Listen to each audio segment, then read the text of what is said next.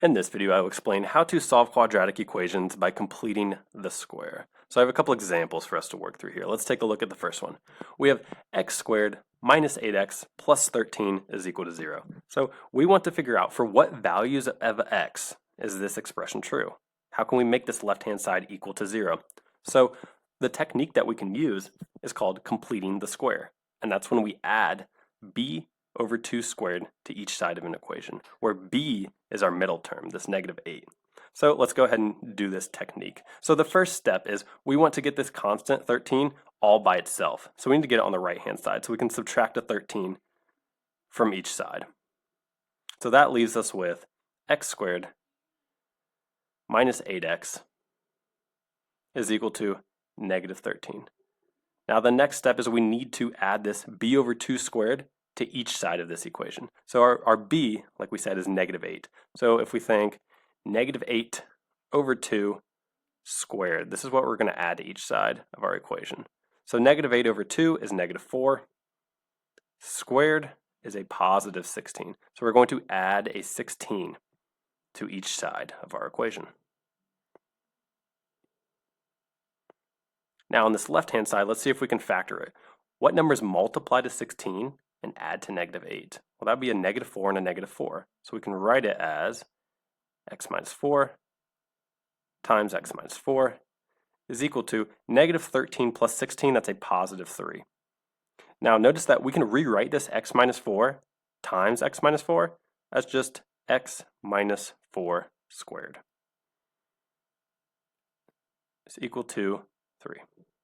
So to solve for x, we can just take the square root of this side, and we can take the square root of this side as well. So that leaves us with x minus 4 is equal to, and we'll say plus or minus square root of 3. And lastly, to get x all by itself, we just need to add a 4 to each side.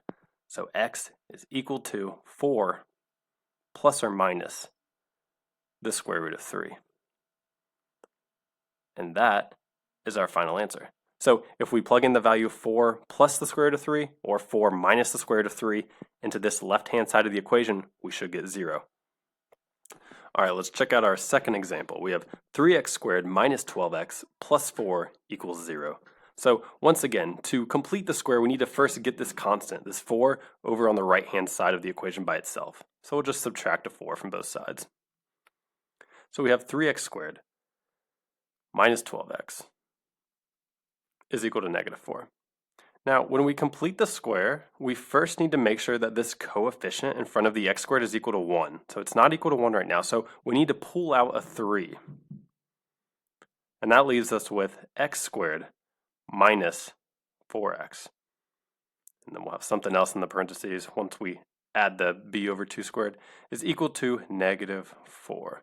Okay, so the b over 2 squared, our new b that we're going to work with is this negative 4 right here. So we have negative 4 over 2 squared. So negative 4 over 2, that's negative 2, squared is a positive 4. So this is what we will add to each side, plus 4. And then over here, when we have this plus 4, we have to multiply it by the number that we factored out, which is a 3 right here. So we'll say plus 4 times 3. Okay, so now we can go ahead and factor this x squared minus 4x plus 4. So what numbers multiply to positive 4 and add to negative 4? That would be a negative 2 and a negative 2. So we can write x minus 2 times x minus 2. And then over here we have negative 4 plus 4 times 3, that's 12. So negative 4 plus 12, that's 8. Okay, so now we need to solve for x. Well, the first step is let's get rid of this 3. So let's divide both sides by 3. And then this x minus 2 times x minus 2, we can rewrite that as x minus 2 squared is equal to 8 over 3. All right, to solve for x, we need to take the square root of each side so we can get rid of that exponent. So we get plus or minus square root of 8/3.